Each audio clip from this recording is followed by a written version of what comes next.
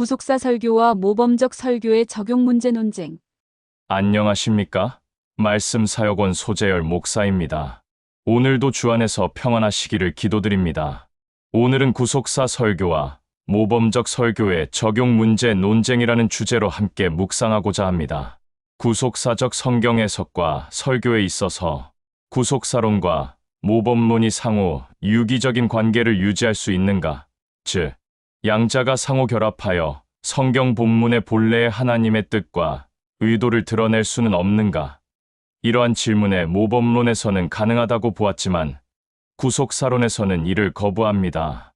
양자의 결합은 불가능하며 구속사론에서는 결합은 필요하지만 그렇다고 할지라도 이 둘 사이의 딜레마는 부인할 수 없다는 것이 그레이다누스의 주장입니다. 한국의 학계에서는 그레이다누스를 비롯한 구속사 학파의 본문 설명과 적용에 있어서 적용의 배타성, 모범적 적용의 배타성을 비판합니다.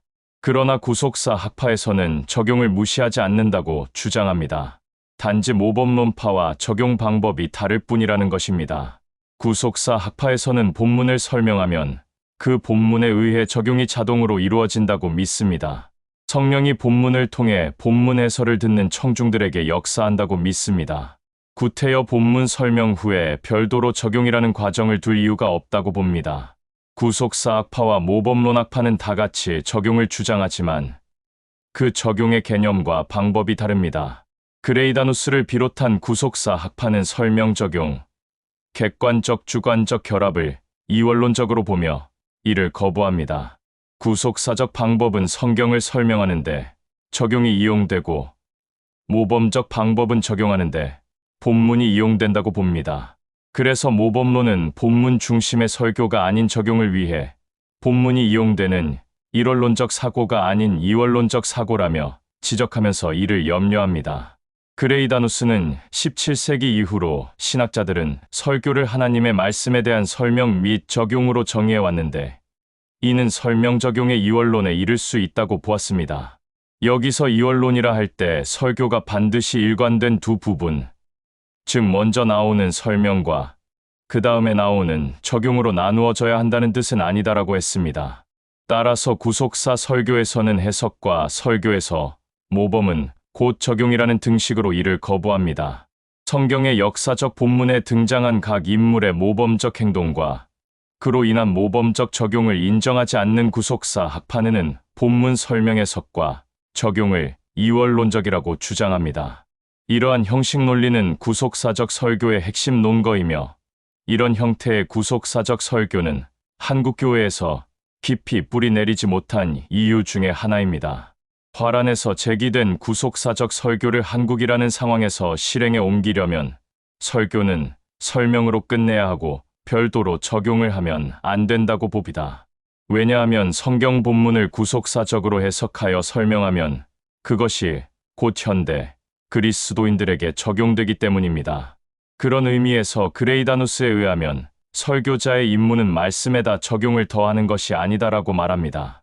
에드몬드 클라운이 역시 구속사적 설교와 윤리적 적용을 이분법적 이원론으로 분리하는 것을 경계합니다. 성경 신학적 해석의 관점을 적용 없이 본문 설명 중심의 설교를 집대성하면서 모든 본문에 그리스도를 강조해야 한다는 것이 그의 설교 원리입니다. 류응렬 목사는 그레이다누스를 비롯하여 구속사적 설교를 주창하는 사람들의 설교학적 오류는 적용에 대한 무용론 내지 실제적 적용에 대한 부정적 시각이다 라고 말합니다. 류응렬 목사는 그레이다누스의 견해에 대해 그에 의하면 본문에서 시작하여 구속 역사를 통하여 구속하시는 하나님과 그리스도의 모습이 설교에서 자연스럽게 소개되면 이미 설교의 적용이 이루어진 것으로 여깁니다. 적용이 없는 것이 아니라 적용에 대한 정의가 다른 것이다 라고 평가합니다. 이런 이유로 그레이다누스에 대한 구속사적 설교의 방법론인 10단계에는 적용이라는 방법은 없습니다. 이러한 적용의 개념은 리 아이언즈의 본문은 우리 상황에 알맞게 뽑아내거나 맞추거나 적용해야 할 어떤 추상적인 원리나 사고를 가진 것이 아니다. 오히려 본문 자체가 성육신의 연장으로 보아야 한다라고 했습니다. 아이언즈는 존 스토트가 말하는 성경의 시대와 오늘날 시대의 소위 다리놓기에 설교에 대한 부정적 시각을 표출하면서 성경을 오늘날 적용할 필요성을 느끼지 못한다고 강변합니다. 구속사적 설교를 주창한 고재수 교수의 구속사적 설교의 실제라는 책에서 적용에 대해 닫혀 있음을 확인할 수 있습니다. 모범론 측은 구속사적 방법만을 고집한 배타적이라고 비판합니다. 비판의 내용은 객관적인 설교, 단순한 설명, 구속사에 관한 강해, 현실에 대한 적실성이 없는 설교라고 비판했습니다. 이러한 위험을 막아내기 위해 모범론 측은 모범적 요소의 정당성을 지지합니다. 모범적 설교에서는 객관적인 것뿐만 아니라 주관적인 것까지 원하고 설명뿐만 아니라 적용까지를 원했습니다. 그러나 구속사적 설교에서는 모범적 설교에 반대하며 적용 자체를 거부했습니다. 적용은 구속사적 진리를 선포할 경우 자연스럽게 따라오는 결과로 보았습니다. 그러나 모범적 설교에서는 하나님의 행동뿐만 아니라 사람의 반응까지 원합니다. 모범론에서는 구속사적 방법 그 자체를 반대하지 않지만 모범적 요소를 배제하고서 그 방법을 사용하는 것을 반대합니다.